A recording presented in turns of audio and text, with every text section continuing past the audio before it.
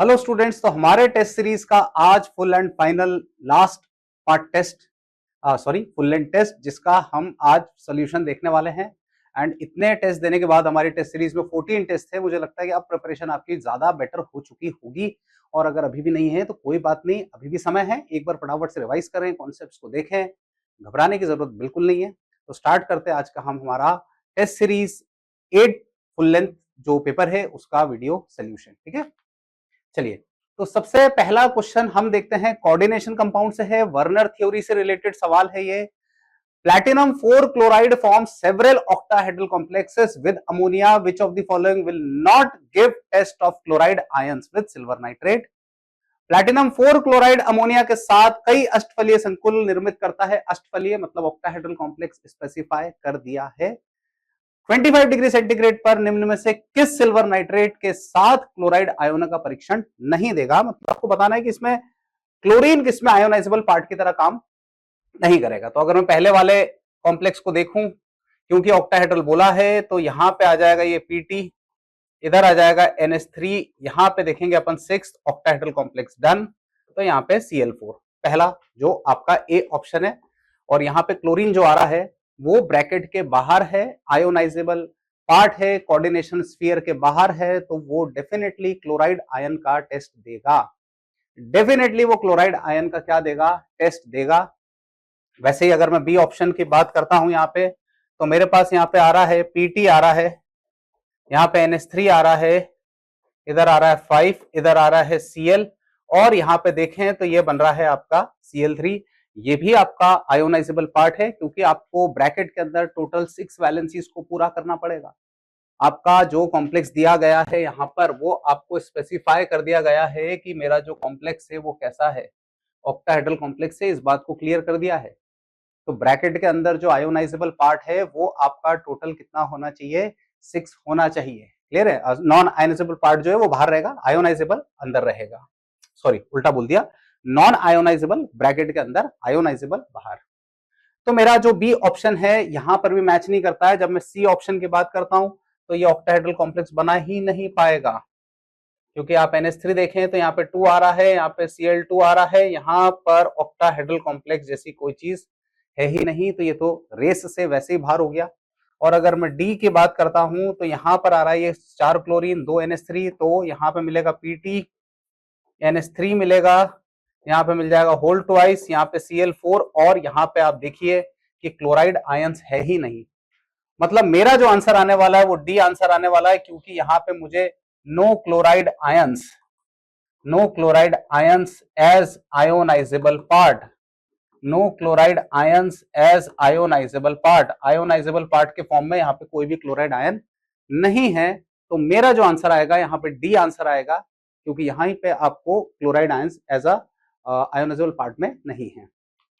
ठीक है, next question की बात करता हूं। क्वेश्चन नंबर 47 सोल्यूशन चैप्टर से है।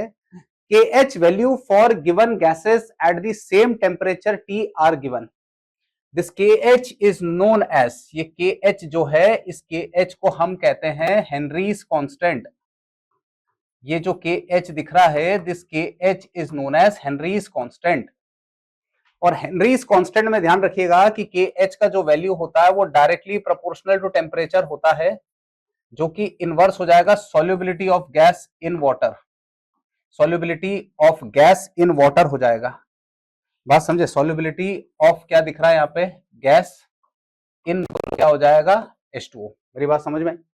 यानी टेम्परेचर को अगर आपने इंक्रीज करा तो KH का वैल्यू भी क्या होगा, इंक्रीज, तो डेफिनेटली सॉल्युबिलिटी क्या हो जाएगा, डिक्रीज। यानी मुझे यहाँ पे अगर मैं KH की बात करूं तो हीलियम का KH मुझे सबसे ज्यादा दिख रहा है, इसका मतलब उसका सॉल्युबिलिटी सबसे कम आएगा, हीलियम का सॉल्युबिलिटी सबसे कम आएगा। हीलियम के बाद आप देखेंगे तो आपको ये नाइट्रोजन दिख रहा है, मैं स्पेसिफाई करूं तो यहाँ पे N2 आएगा, है ना। नाइट्रोजन का सॉल्युबिलिटी उससे थोड़ा सा ज्यादा आएगा। नाइट्रोजन के बाद में देखता हूं CO, नाइट्रोजन के बाद में देखता हूं CO, और उसके बाद आ जाएगा CH4, क्योंकि KH का वैल्यू बढ़ने से सॉल्युबिलिटी का वैल्यू कम हो जाता है। तो CH4 के बाद आ रहा है CO, है ना, सॉरी यहाँ पे भी ये CO2 आएगा, ये करेक्शन आपको दिख लिया आएगा।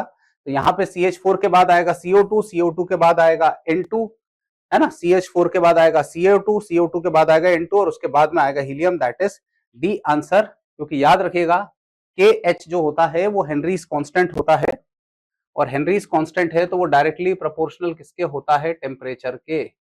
डायरेक्टली प्रोपोर्शनल किसके होता है, टेम्परेचर के। क्लियर है। क्वेश्चन नंबर 48 की बात करता हूं मैं आपसे। क्वेश्चन नंबर 48 कह रहा है the order of bond, chemical bonding chapter से सवाल है। हर चैप्टर से आपको क्वेश्चन मिलेगा, पेपर बिल्कुल बैलेंस्ड है आपका, और ये आपका जो क्वेश्चन आ रहा है that is from chemical bonding है ना। तो यहां आप देखें ध्यान से, तो यहां पे strength of bond by 2s2p। देखिए एक बात को ध्यान रखें कि जो s ऑर्बिटल होता है ना, जब अपन s ऑर्बिटल की बात करते हैं वो नॉन डायरेक्शनल होता है। s ऑर्बिटल जो होता है वो नॉन डायरेक्शनल ऑर्बिटल कहते हैं, और जो p होता है ना, या इसको अपन कह सकते हैं दिशा विहीन। जो p ऑर्बिटल होता है वो डायरेक्शनल होता है, p ऑर्बिटल होता है वो कैसा होता है, डायरेक्शनल होता है ना। s वाला कैसा होता है, नॉन डायरेक्शनल। p कैसा होता है, डायरेक्शनल। तो अगर डायरेक्शनल ऑर्बिटल है तो डेफिनेटली वहां पे एक्सटेंट ऑफ ओवरलैपिंग हमेशा ज्यादा आएगा। अगर डायरेक्शनल है तो वहां पर एक्सटेंट ऑफ ओवरलैपिंग हमेशा कैसा आएगा, ज्यादा आएगा। अगर एक्सटेंट ऑफ ओवरलैपिंग सबसे ज्यादा आएगा, इसका मतलब P और P के बीच का ओवरलैपिंग जो रहेगा, P और P के बीच का ओवरलैपिंग रहेगा वो सबसे ज्यादा रहेगा। फिर S और P आएगा, और वीकेस्ट ओवरलैपिंग जो आएगा वो S और S के बीच में आएगा। यानी PP ओवरलैपिंग सबसे ज्यादा, देन आपका SP overlapping, and then finally कौन सा आएगा, SS ओवरलैपिंग। तो PP सबसे ज्यादा, फिर SP, और फिर क्या आ जाएगा, SS। 49 क्वेश्चन की बात करता हूं मैं आपसे। The decrease in the vapour pressure of solvent depends on the quantity of non volatile solute present in the solution. बिल्कुल ठीक है। Decrease in the vapour pressure of solvent depends upon the, है ना, quantity of non volatile solute. आप NVS add करते जाइए। अगर NVS का वैल्यू, एनवीएस मतलब नॉन वोलेटाइल सल्यूट का वैल्यू इंक्रीज हो रहा है, तो वेपर प्रेशर का वैल्यू जो होता है वो डेफिनेटली बोलो क्या होता है, डिक्रीज। नॉन वोलेटाइल सल्यूट अगर इंक्रीज होगा, जैसे कि अगर आप पानी में नमक, शक्कर, ग्लूकोज, यूरिया, सुक्रोज मिला देंगे तो वेपर प्रेशर डाउन हो जाता है। बात समझे कि समझे, वेपर प्रेशर का वैल्यू कम हो जाएगा अगर आप क्या मिला देते हो उसमें, नॉन वोलेटाइल सल्यूट। या अगर मैं relative lowering in vapour pressure का फॉर्मूला भी लिख के बताऊं, है ना, जिसको कहते हैं वाष्प दाब का आपेक्षिक अवनमन, तो वो इक्वल टू बोलो क्या आता है, XB आता है। XB का मतलब होता है मोल प्रभाज, मोल फ्रैक्शन, मोल प्रभाज, मोल फ्रैक्शन किसका, एनवीएस। एनवीएस मतलब नॉन वोलेटाइल सल्यूट, अवाष्पशील विलय। तो स्टेटमेंट 1 तो जो कह रहे हैं वो बिल्कुल सही है, स्टेटमेंट 1 करेक्ट है, इसमें कोई दिक्कत वाली बात नहीं है। लेकिन दूसरा स्टेटमेंट क्या कह रहे हैं ये, कि relative lowering in vapour pressure, relative lowering in vapour pressure, ये relative lowering in vapour pressure, इसी को आप शॉर्ट फॉर्म में RLVP कहते हैं। This is RLVP, relative lowering in vapour pressure. Relative lowering in क्या लिखा है, vapour pressure is equal to the mole fraction of solvent. नहीं होता भाई, यहां पे सोल्यूट आना था तो सही होता, मोल फ्रैक्शन ऑफ सॉल्वेंट नहीं होता है, यहां पे सल्यूट आना चाहिए था। तो स्टेटमेंट 2 जो है वो इनकरेक्ट है। तो statement 1 is correct but statement 2 is false. Statement 1 is correct but statement 2 is false, क्योंकि ध्यान रखें इन्होंने स्टेटमेंट 2 में क्या कहा है कि वाष्प दाब का आपेक्षिक अवनमन विलायक के मूल अंश के बराबर होता है। भैया विलायक नहीं होता है, विलय के मूल अंश के बराबर होता है। तो स्टेटमेंट 1 जो है वो सही है, स्टेटमेंट 2 जो है वो गलत है। Question number 50, the gas which terms lime water milky. ये क्वेश्चन आपका जो आ रहा है ये सॉल्ट एनालिसिस से है, सॉल्ट एनालिसिस से है। तो लाइम वाटर मिल्की करने वाला जो होता है वो कार्बन डाइऑक्साइड होता है, क्योंकि जब आप CaOH होल ट्वाइस से CO2 गैस को पास करते हो तो बेसिकली ये जो आ रहा है आपके पास, ये बेस आ रहा है, ये नॉन मेटल का ऑक्साइड एसिड होता है, तो ये मिल्की हो जाता है because of formation of CaCO3। Calcium carbonate के फॉर्मेशन के कारण ये जो होता है मिल्की हो जाता है। तो कार्बन डाइऑक्साइड एक ऐसा गैस है जो इनमें से लाइम वाटर को किसमें टर्न कर देता है, मिल्की, है ना।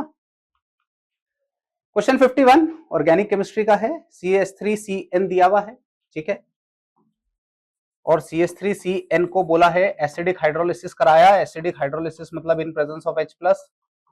अब यहाँ पे एक्सेस पार्शियल नहीं दिया है तो आप एक्सेस ही मानकर चलेंगे, तो एक्सेस पार्शियल नहीं दिया है, एक्सेस ही मानकर चलेंगे। तो साइनाइड को नाइट्राइल का जब कंप्लीट हाइड्रोलिसिस कराते हैं तो वो एसिटिक एसिड देगा या कार्बोक्सिलिक एसिड देगा, और कार्बोक्सिलिक एसिड का रिएक्शन हमने अमोनिया से कराया है और साथ में हीट करा है। अमोनिया से कराकर अपन ने साथ में क्या कर दिया है, हीट कर दिया है। तो ये बन जाएगा आपका CH3 C double bond O और यहाँ पे आ रहा है NH2, CH3 C double bond और साथ में क्या आ रहा है NH2।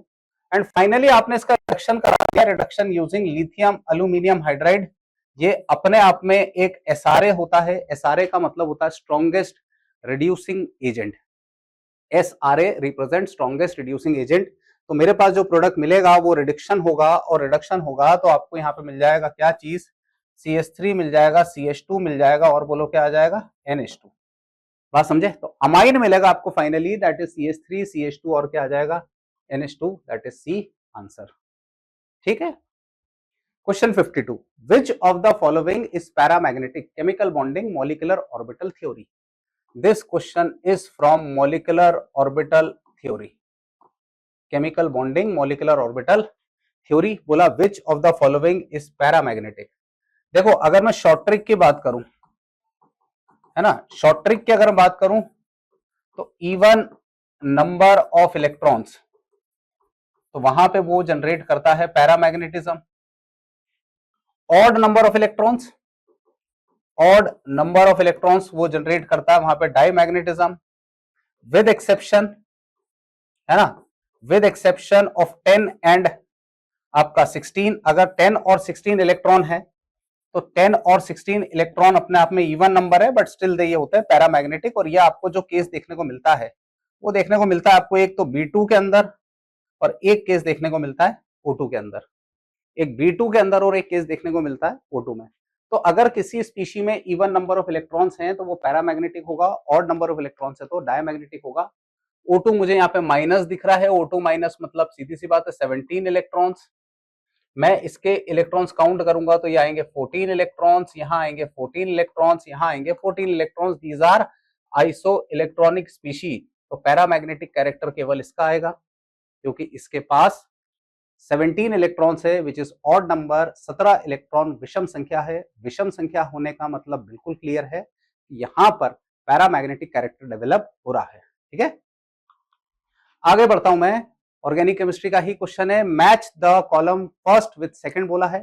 ठीक है, reaction of carbonyl compound, reaction of carbonyl compound बोला है। Carbonyl compound C double bond O, अगर आप HCN से रिएक्ट कराएंगे, बात समझे, तो HCN से रिएक्ट कराना है आपको तो ये डेफिनेटली आपको देगा साइनोहाइड्रिन।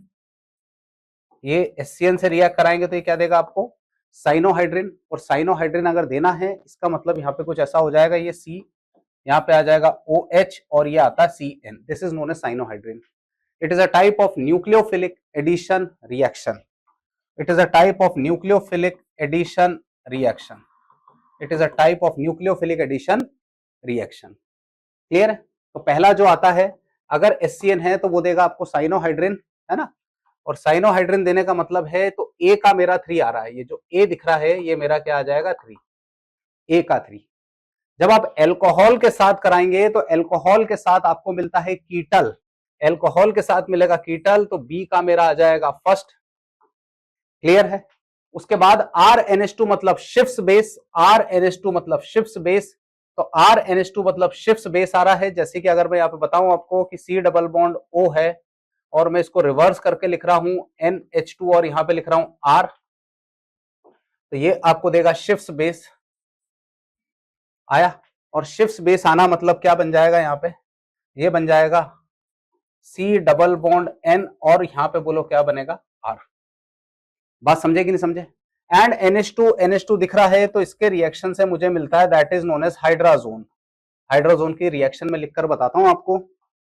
हाइड्राजोन की रिएक्शन अगर आप लिखेंगे तो मैं यहाँ पे लिखता हूं NH2 सिंगल बॉन्ड NH2, तो NH2 सिंगल बॉन्ड NH2 लिखूंगा तो बेसिकली यहाँ से H2O बाहर हो जाएगा, और H2O बाहर होगा तो ये आपको कुछ ऐसा देगा, double bond N single bond और क्या लिखा है, NH2 आया। तो D का जो आ रहा है मेरे पास वो सेकंड आ रहा है, तो D का मेरे पास आ रहा है सेकंड। तो आंसर मैच करते हैं, A का 3 मतलब ये तो बिल्कुल गए, B और ये तो गए। A का 3 के बाद मेरे पास B का फर्स्ट आ रहा है, A का 3, B का फर्स्ट और C का 4 और D का सेकंड। तो मेरा आंसर जो आएगा वो ए आंसर ही आएगा, सिंपल एकदम। क्लियर?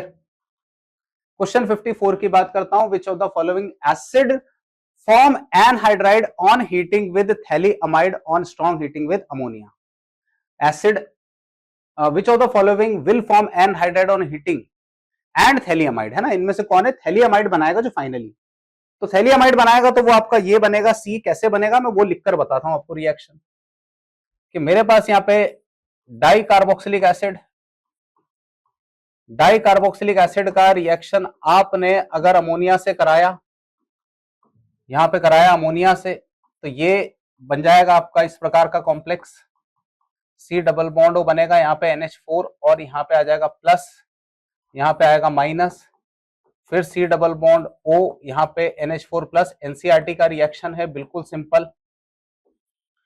अब फिर अपन रिएक्ट कराएंगे तो यहां से वाटर बाहर होगा, ठीक है, इस टाइप से वाटर बाहर होगा, सबसे सिंपल मॉलिक्यूल बाहर होता है। और आप जब इसको फर्दर हीट करते हैं, और जब आप इसको फर्दर हीट करते हैं, जब आप इसको फर्दर हीट करेंगे तो फर्दर हीटिंग से आपको ये कुछ ऐसा मिलेगा, है ना, फर्दर हीटिंग से यहां पे आपको कुछ ऐसा मिलेगा, सी डबल बॉन्ड हो, यहां पे N और ये H, और इसी को आप कहते हैं थैलीमाइड। ये जो दिख रहा है लास्ट में आपको बना, यही थैलीमाइड कहलाता, और ये आपका सी वाले ऑप्शन से बनेगा। क्वेश्चन 59 की बात कर 55 की बात करते हैं। 55 क्वेश्चन में देखें तो विटामिन B1 मैं बहुत ज्यादा इस पे लोड नहीं दूंगा, तो ये आ जाएगा बेरी बेरी। विटामिन सी से क्या हो जाता है, स्कर्वी।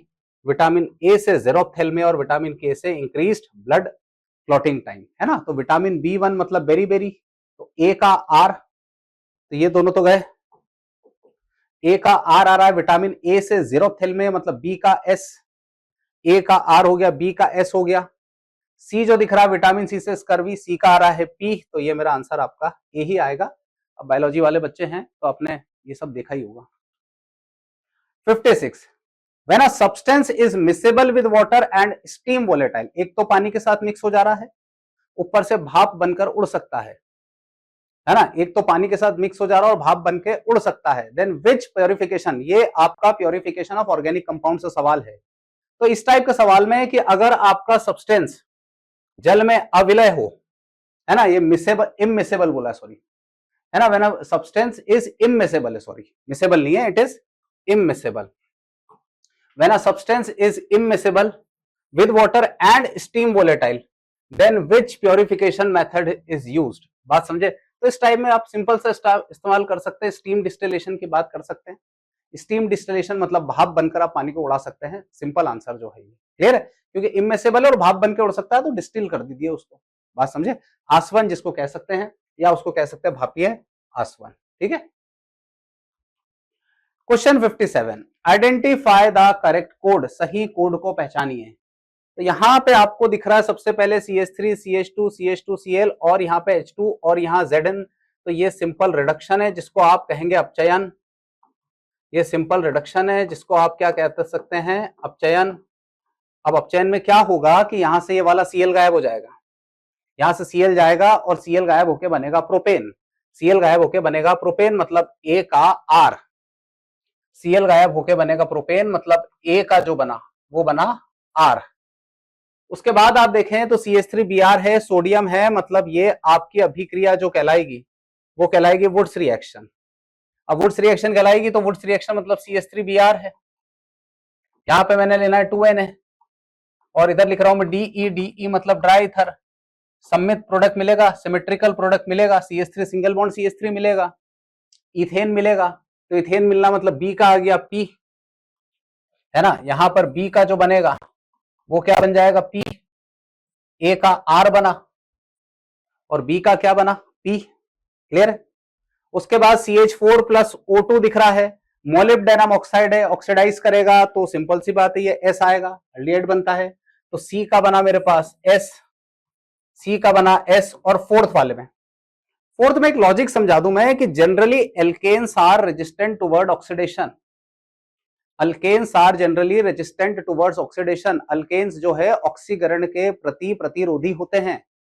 अल्केन्स का ऑक्सीडेशन आप इजीली नहीं करा सकते हैं, लेकिन अगर ऐसा अल्केन कोई है जिसके पास 3 डिग्री का हाइड्रोजन है, टर्शरी अल्केन जिसको कहते हैं, ये अल्केन, यहाँ पे जो कार्बन है वो 3 डिग्री का है, हाइड्रोजन भी 3 डिग्री का है, और अगर आप इसको KMnO4 से रिएक्ट कराते हैं जो कि एक स्ट्रॉन्गर ऑक्सीडाइजिंग एजेंट होता है, बात समझें, अल्केन्स जो होते हैं वो रेजिस्टेंट होते हैं टुवर्ड्स ऑक्सीडेशन, अल्केन्स प्रतिरोधी होते हैं ऑक्सीकरण के प्रति, लेकिन अगर आप इसका ऑक्सीडेशन कराएंगे तो यहाँ पे आ जाएगा मिथाइल, यहाँ पे आएगा मिथाइल, यहाँ पे आएगा मिथाइल, और यहाँ पे बोलो कौन आ जाएगा, OH। तो यहां आपको जो मिलेगा वो D का मिल जाएगा, Q, D का क्या मिलेगा, Q। तो A का R, B का P और C का S, A का R, B का P और C का S और D का बनेगा Q, A का R, B का P, C का S और D का क्या बनेगा, Q। तो मेरा आंसर यहाँ पे D। क्वेश्चन 58 की बात करता हूं, the number of oxygen per molecule in product P, the number of oxygen per molecule in product P, number, यहां पे आप देखें रिएक्शन, तो इस रिएक्शन का नाम जो उसको ओजोनोलिसिस कहते हैं, ओजोनीकरण। देखिएगा तो ओजोनीकरण में क्या हो रहा है कि Me आ रहा है, यहाँ पे H आ रहा है, ये डबल बॉन्ड आ रहा है, यहाँ पे Me आ रहा है, यहाँ पे फिर क्या आ रहा है, H। आपने रिएक्शन कराई O3 के साथ और यहाँ पे आप करा रहे हैं Zn प्लस क्या लिया आपने, H2O। तो जब आप इसको रिएक्ट कराएंगे तो यहाँ से ये बॉन्ड तोड़ते हैं अपन शॉर्ट ट्रिक में, इधर भी O लगाएंगे, इधर भी O लगाएंगे, दोनों साइड क्या लगा देंगे, O। जब आप दोनों साइड O लगा देंगे तो यहाँ पे बनेगा आपके पास Me, यहाँ पे H, यहाँ डबल बॉन्ड O, फिर यहाँ पे Me, यहाँ पे H और डबल बॉन्ड क्या लिखा मैंने, O। आया। तो पर मॉलिक्यूल आपको जो ऑक्सीजन दिख रहा है वो एक ही दिख रहा है, इस मॉलिक्यूल के भी पास में एक ही ऑक्सीजन आ रहा है, इसके पास भी क्या आ रहा है, एक ही आ रहा है, तो पर मॉलिक्यूल जो ऑक्सीजन आएगा वो कितना आएगा, एक ही आएगा। ठीक है। 59, how many activating groups are present, कितने सक्रिय कारी समूह हैं। सक्रिय कारी समूह का मतलब होता है कि ऐसे ग्रुप जिनको अगर आपने बेंजीन रिंग पे लगाया, कोई मैंने लेट से X ग्रुप लगाया, लेट से मैं कहता हूं कोई Z ग्रुप लगाया मैंने, लेट से मैंने कोई ग्रुप लगाया Z, और इस Z ग्रुप के पास होते हैं लोन पेयर, और ये लोन पेयर अगर रिंग को दे दे, मतलब रिंग के ऊपर इलेक्ट्रॉन के डेंसिटी को अगर ये ग्रुप बढ़ा दे, रिंग के ऊपर अगर ये ग्रुप इलेक्ट्रॉन डेंसिटी को क्या कर दे, बढ़ा दे, रिंग के ऊपर यहां पर मैं लिख रहा हूं increased density over ring, increased density over क्या दिख रहा है, रिंग, तो इसको कहते हैं अपन एक्टिवेटिंग ग्रुप। इसी को, इसी टाइप के ग्रुप को, इस Z को ही आप बोलेंगे activating group. This Z would be called as activating group, सक्रियता को बढ़ाने वाला ग्रुप। अब आपको देखना है कि कौन से ग्रुप है जिनके पास में लोन पेयर है, जिनके पास में क्या है, लोन पेयर है। तो एक तो यहाँ पे लोन पेयर देखने को मिलेगा, एक यहाँ देखने को मिलेगा, उसके बाद ये नहीं है, ये नहीं है, ये नहीं है, एल्डिहाइड है या कार्बोक्सिलिक है, यहाँ लोन पेयर, और ये हाइपर कॉन्जुगेशन के कारण बढ़ाता है, लोन पेयर नहीं है बट ये जो है ये किसके कारण बढ़ाएगा, हाइपर कॉन्जुगेशन के कारण। तो मेरे पास अगर मैं टोटल ग्रुप्स काउंट करूं बच्चों, तो फर्स्ट, सेकंड, उसके बाद ये थर्ड और फोर्थ, टोटल जो है 4 ग्रुप ऐसे हैं, टोटल 4 ग्रुप ऐसे हैं जो इलेक्ट्रॉन के डेंसिटी को क्या कर देंगे, बढ़ा देंगे, सक्रियता को बढ़ा देंगे। ठीक है। Correct order of stability of carbocation, ठीक है, कार्बोधनायन की स्थिरता का सही क्रम। तो आपको एक बात समझनी पड़ेगी कि जो कार्बोकटायन होता है ना, इस बात को आपको समझना पड़ेगा कि जो कार्बोकटायन होता है, या उसका अगर अपन स्टेबिलिटी की बात करते हैं, स्थिरता की बात करते हैं, तो वो डायरेक्टली प्रोपोर्शनल होता है हाइपर कॉन्जुगेशन के, है ना, अति संयुग्मन के डायरेक्टली प्रोपोर्शनल हाइपर कॉन्जुगेशन के होता है, या वही डायरेक्टली प्रोपोर्शनल होता है प्लस आई इफेक्ट के, प्लस आई इफेक्ट के, हाइपर कॉन्जुगेशन के डायरेक्टली प्रोपोर्शनल या वही होता है प्लस आई इफेक्ट के। और ओवरऑल ऑर्डर की बात करूं तो 3 डिग्री वाले के स्टेबिलिटी सबसे ज्यादा आता है, फिर 2 डिग्री का आता है, फिर 1 डिग्री का आता है, कार्बोकटायन की बात करूंगा। लेकिन यहां मैं देखता हूं तो ये भी 1 डिग्री है, ये भी 1 डिग्री है, ये भी 1 डिग्री है, लेकिन दो साइड से प्लस आई इफेक्ट, एक साइड से प्लस आई इफेक्ट, इसमें भी एक साइड से, लेकिन CH3 से ज्यादा पावरफुल प्लस आई इफेक्ट होता है CD3 का, CH3 से ज्यादा पावरफुल इफेक्ट होता है CD3 का, ड्यूटेरियम का। तो हालांकि थर्ड वाले का स्टेबिलिटी सबसे ज्यादा, फिर सेकंड का, फिर फर्स्ट का, थर्ड का स्टेबिलिटी सबसे ज्यादा, फिर सेकंड का, फिर फर्स्ट का। क्लियर।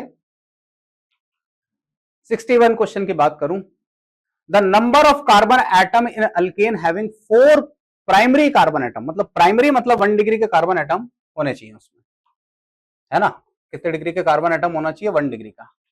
तो 1 डिग्री का अगर मैं 4 कार्बन की बात करूं तो मेरे हिसाब से मुझे जो सबसे सिंपल स्ट्रक्चर मिलेगा वो मिलेगा ये, थोड़ा सा हिट एंड ट्रायल टाइप का है, ये मिलेगा सबसे सिंपल स्ट्रक्चर। इसी में आ रहे हैं चारों कार्बन 1 डिग्री के, देख लो। ये भी क्योंकि एक कार्बन की मैक्सिमम वैलेंसी, कार्बन की सर्वाधिक संयोजकता, कार्बन की मैक्सिमम वैलेंसी, कार्बन की सर्वाधिक संयोजकता, वो इक्वल टू बोलो कितनी होती है? 4 होती है। और चारों वैलेंसी इस पर मैंने कार्बन लगा दिया, मतलब कि टोटल मेरे को जो कार्बन मिलेंगे वो 5 होंगे। और 5 कार्बन के अल्केन में, 5 कार्बन के अल्केन में ये 4 कार्बन जो दिख रहे हैं, ये 4 कार्बन जो दिख रहे हैं, ये 4 कार्बन जो दिख रहे हैं, ये सारे के सारे कौन से डिग्री के? 1 डिग्री के। क्लियर है ना। तो इसका आंसर अपन ने क्या देख लिया? 5। क्वेश्चन 62 पीरियोडिक प्रॉपर्टी से सवाल है। Ionization potential first, second, third, 4, 5 का वैल्यू दिया है और इसका बहुत सिंपल ट्रिक होता है, मैं आपको ट्रिक करके बताता हूं। आपसे इनसे पूछा है कि वह तत्व है ना, इनका आयनन विभव दिया है और यहाँ सवाल जो है वो सवाल आपसे पूछा है वैलेंस इलेक्ट्रॉन से पहचानने को। वैलेंस इलेक्ट्रॉन से आपको एटम को पहचानना है, संयोजी इलेक्ट्रॉन से परमाणु को पहचानना है।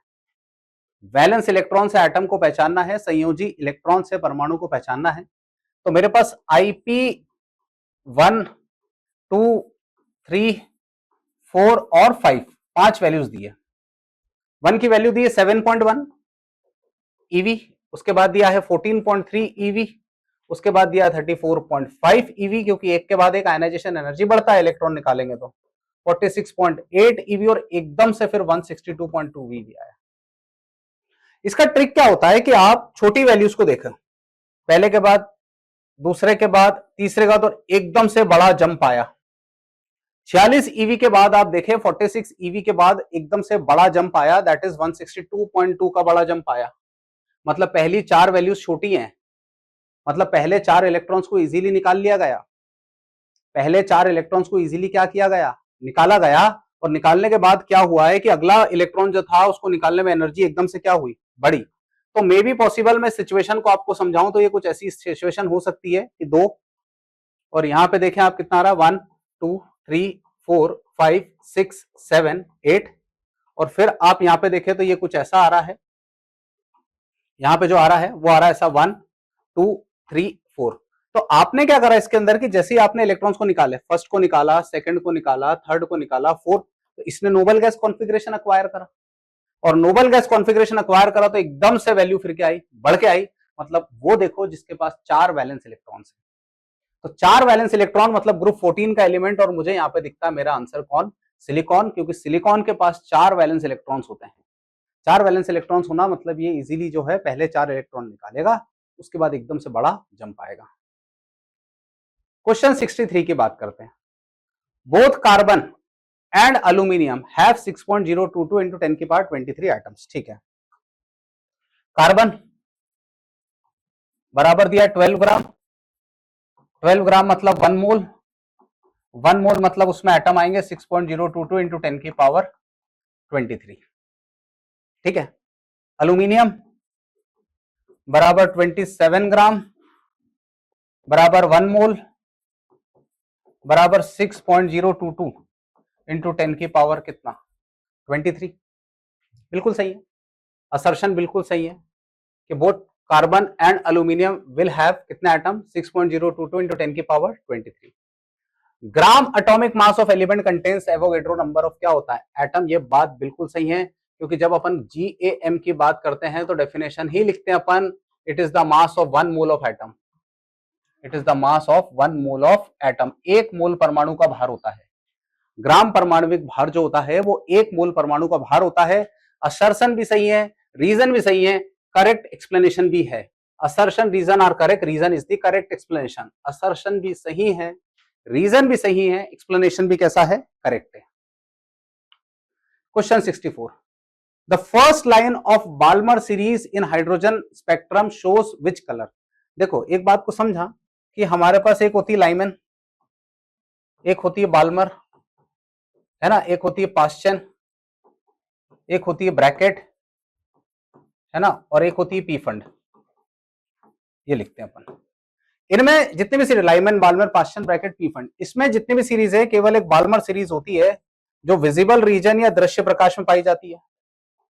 इसकी जो वेवलेंथ होती है वो वेवलेंथ विजिबल रीजन में, और विजिबल रीजन में तो डेफिनेटली ये कलरफुल होती है, डेफिनेटली कलरफुल होती हैं। और पहली लाइन अगर बोली है तो वो रेड ही आएगी। First line of Balmer series जो होती है वो हमेशा कैसी आती है, रेड आती है। हाइड्रोजन वर्ण क्रम में प्रथम रेखा जो होती है वो कौन से रंग की होती है, लाल रंग की। क्लियर है। 65 की बात करूं, विच of the following is amphoteric oxide, इसमें से कौन सा ऑक्साइड एम्फोटेरिक है। तो भाई अल्यूमिनियम ऑक्साइड जो होता है it is amphoteric in nature. Aluminium oxide जो होता है इट इज कैसा होता है, एम्फोटेरिक इन नेचर, क्योंकि एसिड बेस दोनों से क्रिया करता है। उभयधर्मी क्यों, क्योंकि अम्ल और क्षार दोनों से क्रिया कर सकता है। 66 की बात करता हूं, consider the following statement, NF3 molecule, है ना, आपसे पूछा इस क्वेश्चन में, चूज द करेक्ट आंसर, सही आंसर बताना है। आपको बोला है इसमें से सही उत्तर चुने, चूज द करेक्ट आंसर, सही उत्तर चुने। पहला स्टेटमेंट कहा है NF3 मॉलिक्यूल है ट्राइगोनल प्लेनर स्ट्रक्चर, सरासर गलत है, क्योंकि अगर मैं NF3 को देखूं तो NF3 पिरामिडल होता है। NF3 पिरामिडल होता है क्योंकि इसका जो हाइब्रिडाइजेशन आता है, संकरण आता है, वो sp3 आता है। NF3 ट्राइगोनल प्लेनर नहीं होता है, पिरामिडल होता है। पहला स्टेटमेंट आपका सरासर क्या हो गया, गलत। Bond length of N2 is shorter than O2, तो देख लेते भाई। अगर मैं N2 की बात करता हूं तो N ट्रिपल बॉन्ड N आएगा, बॉन्ड ऑर्डर 3 आता है। O2 की बात करता हूं तो O डबल बॉन्ड O आएगा, बॉन्ड ऑर्डर 2 आता है। और बॉन्ड ऑर्डर जो होता है वो इनवर्स ऑफ बॉन्ड लेंथ होता है। बॉन्ड ऑर्डर जो होता है इनवर्स ऑफ क्या होता है, बॉन्ड लेंथ होता है। मतलब N2 का बॉन्ड लेंथ छोटा आएगा, O2 का बॉन्ड लेंथ बड़ा आएगा। N2 का बॉन्ड लेंथ छोटा आएगा, O2 का बॉन्ड लेंथ बड़ा आएगा, मतलब ये स्टेटमेंट बिल्कुल सही है। आइसो इलेक्ट्रॉनिक मॉलिक्यूल्स और ions of diatomic species of identical bond order, बिल्कुल सही है। अगर सम इलेक्ट्रॉनिक है, आइसो इलेक्ट्रॉनिक स्पीशीज हैं, तो बॉन्ड ऑर्डर कैसा आएगा, सेम आएगा, जैसे N2, फिर यहाँ पे आप ले लो CO, फिर ले लो Cn माइनस, है ना। इन सब में जो इलेक्ट्रॉन्स का नंबर है वो 14 है, और सबका जो बॉन्ड ऑर्डर आता है दैट इज इक्वल टू कितना आता है, 3। बात समझे, तो ये बात बिल्कुल सही है। Dipole moment of H2S is higher than, गलत है। H2O का हमेशा ज्यादा आता है ना, ज्यादा इलेक्ट्रोनेगेटिव होता है ऑक्सीजन। तो ये जो है स्टेटमेंट गलत है, मतलब आपका बी और सी सही है। B and C are correct, B and C are correct, B and C are correct. पानी का डाइपोल मोमेंट H2S से क्या आएगा, ज्यादा आएगा, ज्यादा इलेक्ट्रोनेगेटिव होता है। ठीक है। Question 67, which of the following is oxide is most acidic. तो मोस्ट एसिडिक ध्यान रखना, तो नॉन मेटल के ऑक्साइड, नॉन मेटल अधातु के ऑक्साइड, नॉन मेटल के ऑक्साइड जो होते हैं दे आर एसिडिक, अम्लीय प्रकृति के होते हैं। दे आर एसिडिक, ये जनरल है, जिसमें आप CO और NO और N2O को छोड़ दो। ये जो होते हैं ये न्यूट्रल होते हैं, ये जो होते हैं ये न्यूट्रल होते हैं। बट नॉन मेटल के ऑक्साइड जो होते हैं they are acidic in nature, और इन सब में सबसे ज्यादा नॉन मेटालिक कैरेक्टर किसका आ रहा है, N2O3 का। नाइट्रोजन का नॉन मेटालिक कैरेक्टर इन सब में सबसे ज्यादा है, तो इसका एसिडिक कैरेक्टर भी सबसे क्या आएगा, ज्यादा आएगा। Question 68, PCl5 exist but NCl5 does not. PCl5 हो सकता है पर NCl5 नहीं हो सकता है। पहली बात तो नाइट्रोजन अपनी कोवैलेंसी को 5 तक लेकर नहीं जा सकता है। नाइट्रोजन अपनी कोवैलेंसी को 5 तक लेकर नहीं जा सकता, क्योंकि नाइट्रोजन के पास वेकेंट डी ऑर्बिटल नहीं है। आप नाइट्रोजन को ध्यान से देखेंगे तो नाइट्रोजन आपका बनेगा 1s2, 2s2, 2p3 और 3s0, और यहां पे लिखेंगे अपन 3s0, और यहां पे 3p क्या आएगा, 0। तो यहां पे आप देखें 2s यहां पे दिख रहा है, और यहां पे क्या दिख रहा है, 2p, बाकी तो कुछ है नहीं। तो नाइट्रोजन अपनी कोवैलेंसी 5 के ऊपर नहीं ले जा सकता है, और नाइट्रोजन अगर अपनी कोवैलेंसी 5 के ऊपर नहीं ले जा सकता है तो अपन यहां लिखेंगे nitrogen has no vacant d orbital. इसलिए PCl5 तो मिल जाएगा, लेकिन NCl5 मिलना पॉसिबल नहीं है। ठीक है। क्वेश्चन नंबर 69, 1 पॉइंट इलेक्ट्रोकेमिस्ट्री से सवाल आया है। 1.08 ग्राम silver metal was deposited, 1 ampere of current for 15 minutes was passed through AgNO3, electrochemical equivalent है ना। AgNO3 से 1 एम्पियर धारा को, अरे AgNO3 से 1 एम्पियर धारा को 15 मिनट तक प्रवाहित करने पर 1.08 ग्राम सिल्वर जमा हो जाता है। आपसे Z पूछा है, तो आप एक बात ध्यान रखिए कि एक सिंपल रिलेशन है आपका फेराडेस के नियम का, फेराडेस लॉ का। अगर आपने फेराडेस लॉ पढ़ा हो तो फेराडेस लॉ का बड़ा सिंपल नियम है कि M जो होता है वो डायरेक्टली प्रोपोर्शनल Q होता है, तो M बराबर आता है ZQ और M बराबर आ जाएगा आपका ZIT, और आपसे यहाँ पे Z की वैल्यू निकालने को बोला है। तो Z बराबर जो मेरा बनेगा वो बन जाएगा आपका M upon I into T। अब M बोला है 1.08 ग्राम सिल्वर जमा करा है ना, और I जो दिख रहा है I वो दिया है 1 एम्पियर, टाइम दिया 15 मिनट, इंटू बोलो क्या कर दो 60 करेंगे, तो 15 इंटू 6 करेंगे अगर आप इसको, तो ये आ रहा है Z बराबर 1.08 है ना, और ये 6 मतलब ये लगभग आ रहा है 900 है ना ग्राम पर कूलम लिखेंगे अपन इसको, तो डिवाइड करेंगे तो मेरा आंसर यहाँ पे आएगा 1.2 इंटू 10 की पावर -3, 1.2 इंटू 10 की पावर -3, 1.2 इंटू 10 की पावर -3 ग्राम पर कूलम, 1.2 इंटू 10 की पावर -3 ग्राम पर कूलम। ठीक है, question 70, vapour density of ammonia is 8.5, 85 gram of NH3 है ना, निकालना है। तो VD of ammonia, VD of ammonia equal to दिया है 8.5, तो यहां से मैं लिखूंगा कि VD बराबर होता है molecular mass of gas by 2, तो मॉलिक्यूलर मास अगर मैं निकालता हूं यहां से गैस का, तो molecular mass would be 8.5 into 2 that is equal to 17 gram per मोल।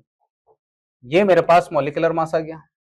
आपसे बोला 85 ग्राम कितना वॉल्यूम ऑक्यूपाई करेगा, तो ध्यान से देखो 17 ग्राम अगर NH3 जो कि इसका मॉलिक्यूलर मास है तो वो ऑक्यूपाई करेगा 22.4 लीटर, तो 85 ग्राम को ऑक्यूपाई करने के लिए वॉल्यूम कितना आ जाएगा, V लिख लेते हैं यहाँ पे, V ऑफ अमोनिया, 85 के लिए V ऑफ अमोनिया लिख लेता हूं मैं यहाँ, समझे। तो V ऑफ NH3 को अगर मैं देखूंगा तो V ऑफ NH3 मेरे पास बन जाएगा यहाँ पे 22.4 इंटू बोलो 85 अपॉन बोलो क्या करोगे 17 है ना।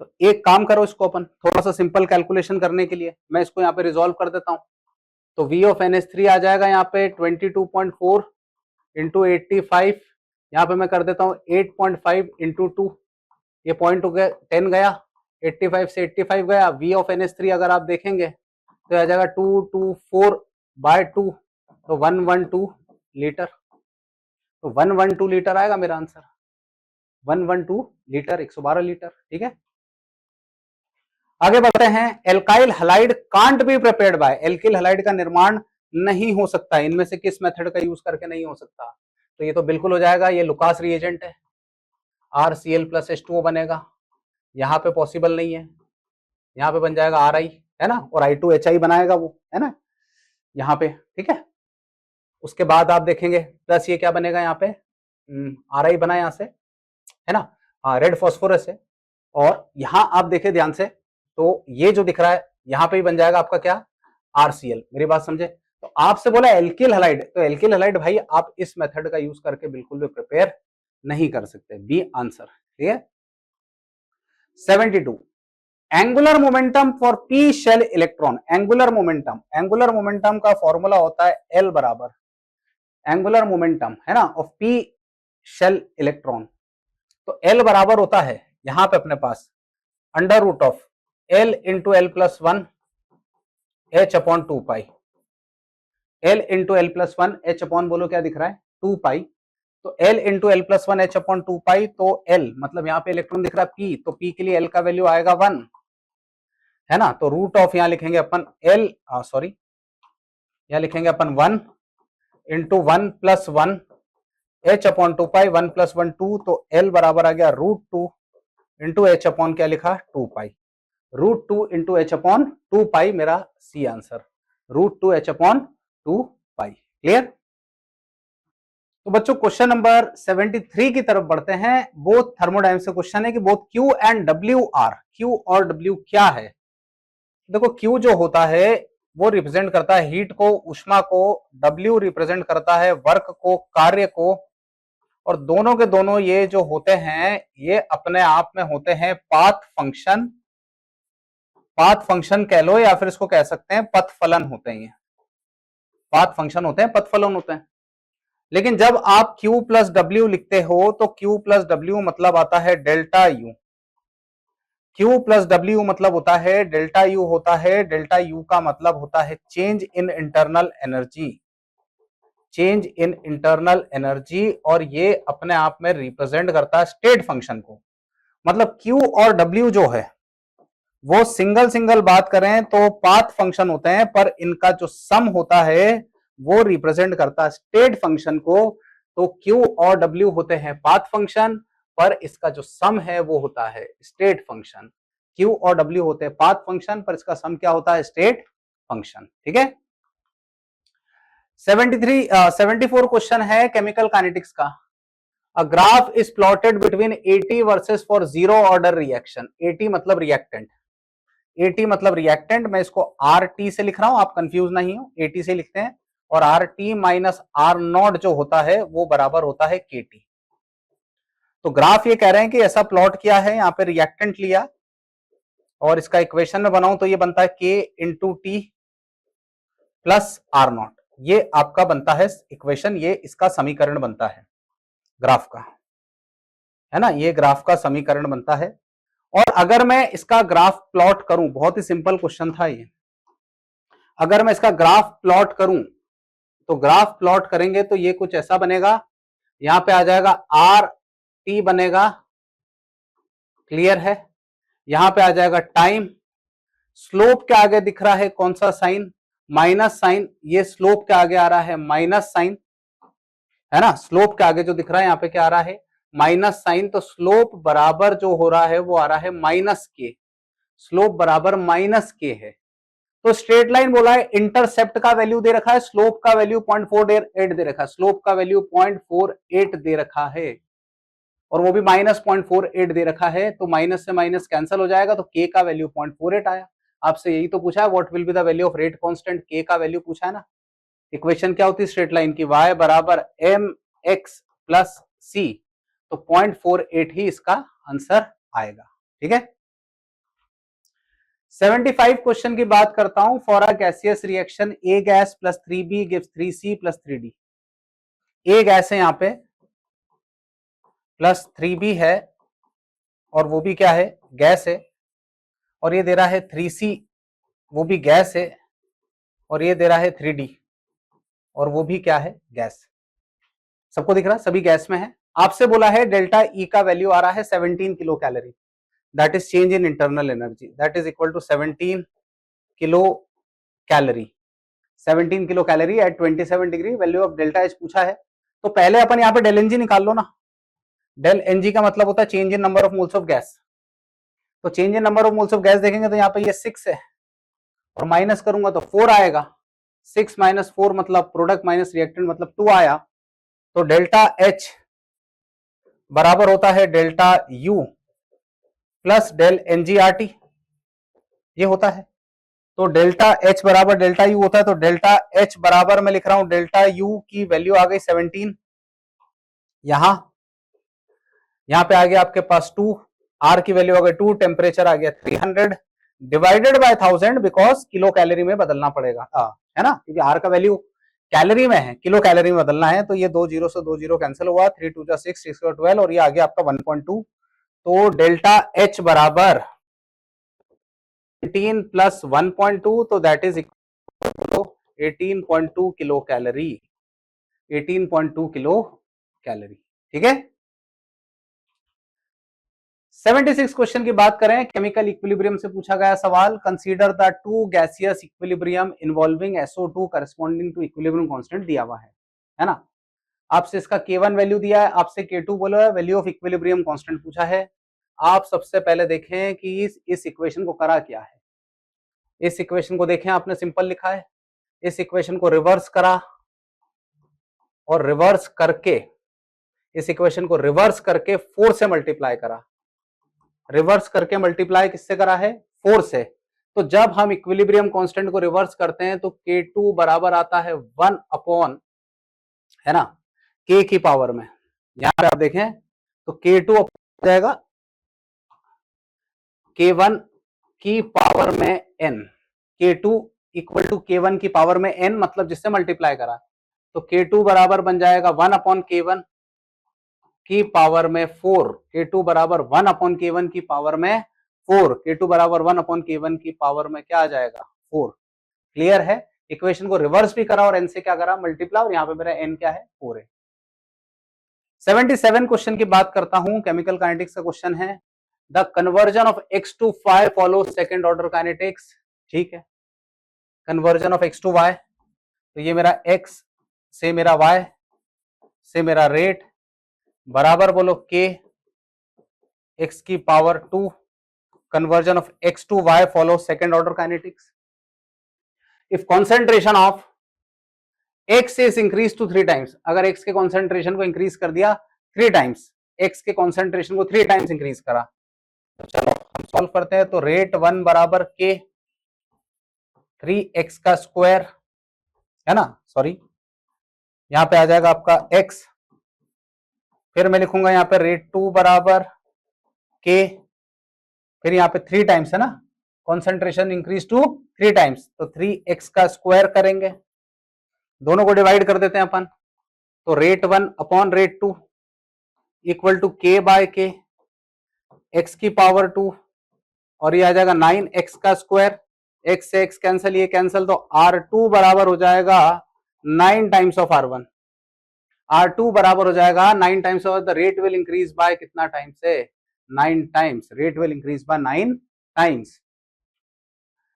सो बच्चों नेक्स्ट क्वेश्चन की तरफ बढ़ते हैं, जो कि आयोनिक इक्विलिब्रियम का क्वेश्चन है।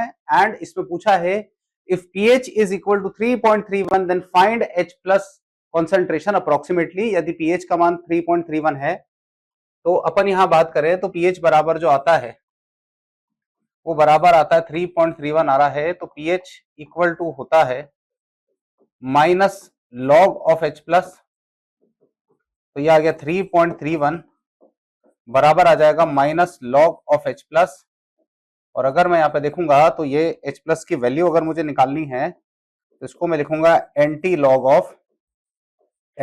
Of minus 3.31। बात समझे, है ना? Anti log of minus 3 point कितना आ रहा है? 31। एंड जब हम इसका एंटी लॉग सॉल्व करेंगे तो ये आ जाएगा आपका 10 की पावर माइनस 3, 10 की पावर माइनस 0.31। शॉर्ट ट्रिक में जब आप इसकी वैल्यू निकालेंगे तो आपका फाइनल अप्रोक्सीमेटली जो आंसर आएगा वो 5 इंटू 10 की पावर माइनस 4m आएगा। तो मेरा आंसर यहाँ पे ये बनेगा, दैट इज 5 इंटू 10 की power minus 4m। Question 79 coordination compound का है। The which order is correct for spectrochemical series of ligand. Ligand में स्पेक्ट्रो रासायनिक श्रेणी का सही क्रम क्या है? देखिए, जब अपन फील्ड स्ट्रेंथ की बात करते हैं ना, लिगेंड की फील्ड स्ट्रेंथ की या लिगेंड की क्षेत्र प्रबलता की, तो जो भी लिगेंड होता है उसका जो फील्ड स्ट्रेंथ होता है, जो भी लिगेंड होता है उसका जो फील्ड स्ट्रेंथ होता है उसको हम लिखते हैं कान, नाक और हाथ, है ना? कान, नाक और हाथ। कान, नाक और हाथ का मतलब होता है कि कार्बन वाले डोनर सबसे पावरफुल, फिर नाइट्रोजन, फिर ऑक्सीजन, फिर हाथ मतलब हेलोजन। मतलब जिनमें भी डोनर एटम कार्बन होगा वो सबसे पावरफुल लिगेंड होंगे, उसके बाद आएंगे आपके नाइट्रोजन, उसके बाद आएंगे ऑक्सीजन, उसके बाद हेलोजन। तो सबसे पावरफुल लिगेंड की अगर मैं बात करता हूं यहाँ पे, तो ये मेरे पास देखिए यहाँ पे हेलोजन दे रखे हैं ऑक्सीजन के पहले, तो ये चीज गलत हो जाएगी, है ना? हेलोजन जो आएंगे वो सबसे लास्ट में ही आएंगे। बात समझे? यहाँ पे ऑक्सीजन को दे रखा है CN के पहले, तो ये भी नहीं। तो मेरा जो करेक्ट आंसर आएगा वो ए आंसर करेक्ट आएगा, दैट इज कि सबसे पहले कार्बन वाले डोनर, फिर नाइट्रोजन वाले, फिर ऑक्सीजन वाले, और फिर कौन? हेलोजन। ठीक है। Question 80, which of the following reaction sequence is incorrect method to prepare phenol. Phenol को बनाने के लिए इनकरेक्ट विधि कौन सी है? तो यहां बेंजीन के साथ में ओलियम कराया तो यहां फिनॉल बनेगा। अमोनिया दिया है, एनिलीन दिया है, एनिलीन के साथ में ये बनेगा। यहाँ पे क्यूमीन है, क्यूमीन के साथ में रिएक्शन करा रहे हैं तो यहां भी बनेगा। लेकिन इसमें नहीं हो सकता क्योंकि यहां पर SN रिएक्शन हो रहा है जिसको हम कहते हैं नाभिक स्नेही प्रतिस्थापन। तो यहां नाभिक स्नेही प्रतिस्थापन अभिक्रिया नहीं होगा। नाभिक स्नेही प्रतिस्थापन अभिक्रिया कराना है, न्यूक्लियोफिलिक सब्स्टिट्यूशन कराना है, तो आपको यहाँ पे लेना पड़ता है NaOH के साथ में लेना पड़ेगा 300 ATM प्रेशर और 600 केल्विन के लगभग टेम्परेचर, है ना। यहाँ पे 300 एटमॉस्फेरिक प्रेशर और लगभग 600 केल्विन के आसपास का टेम्परेचर प्रेशर बढ़ाना पड़ेगा। क्यों? क्योंकि यहाँ पे पार्शियल डबल बॉन्ड कैरेक्टर आ जाता है लोन पेयर के कारण। लोन पेयर के कारण पार्शियल डबल बॉन्ड क्या आ जाता है? कैरेक्टर। इसलिए यहाँ पे ये चीज पॉसिबल नहीं है। तो मेरा आंसर जो आएगा, जो फिनॉल को बनाने का जो तरीका है, वो आपका सही आंसर है D. Question 81, an organic compound X having molecular formula C5H10O yields hydrazone and gives positive response to iodoform test. ठीक है ना। तो सबसे पहली बात तो ये जो है एडिशन कंपाउंड बना रहा है हाइड्राजीन के साथ में, और हाइड्राजीन के साथ जो कंपाउंड बनेगा that is known as hydrazone. Hydrazine के साथ जो कंपाउंड बनेगा उसको क्या बोलेंगे? हाइड्राजोन बोलेंगे। और दूसरी बात, पॉजिटिव आइडोफॉर्म टेस्ट भी दे रहा है। दूसरी बात, पॉजिटिव आइडोफॉर्म टेस्ट भी दे रहा है। पॉजिटिव क्या दे रहा है? ये आइडोफॉर्म टेस्ट। हाइड्राजीन के साथ रिएक्ट करके हाइड्राजोन बना रहा है, पॉजिटिव आइडोफॉर्म टेस्ट भी दे रहा है, और फॉर्मूला मेरे पास दिया हुआ है यहाँ पर C5H10O। फॉर्मूला दिया है C5H10 और क्या दिया है? O। तो C5H10O दिया है, यहाँ पर CH3 CH2 दिख रहा है, फिर यहाँ पर CH2 है, फिर यहाँ पे C डबल बॉन्ड और ये CH3। ये आइडोफॉर्म टेस्ट भी दे देगा आपका, और आइडोफॉर्म टेस्ट के साथ साथ ये हाइड्राजीन के साथ रिएक्ट भी कर जाएगा। तो इसका नाम है पेंटेन 2 ओन, है ना। पेंटेन 2 ओन, पेंटेन 2 ओन जो है ये दे देगा। क्वेश्चन नंबर 82 की बात करूं, on reaction with 1 degree amine with chloroform in alkaline medium foul bad smell, है ना, दुर्गंध आती है। बेसिकली ये जो टेस्ट दिख रहा है इसको कार्बाइल अमाइन टेस्ट कहते हैं, और कार्बाइल अमाइन टेस्ट में 1 डिग्री के अमाइन देते हैं। कार्बाइल अमाइन टेस्ट जो देंगे वो कौन से डिग्री के अमाइन देते हैं? 1 डिग्री के अमाइन। RNH2 जो है वो रिएक्ट करा रहा है CH-Cl3 और साथ में आ रहा है KOH। CH-Cl3 के साथ आ रहा है KOH, है ना। तो ये जो आपको प्रोडक्ट मिलता है वो RNC मिलता है। RNC मतलब आइसोसाइनाइड। इस आइसोसाइनाइड के निर्माण के कारण, इस आइसोसाइनाइड के फॉर्मेशन के कारण एक गंदी सी स्मेल आती है, फाउल स्मेल आती है। तो मेरा जो आंसर आएगा वो RNC आएगा। Question 83, which of the following oxide of chromium is amphoteric?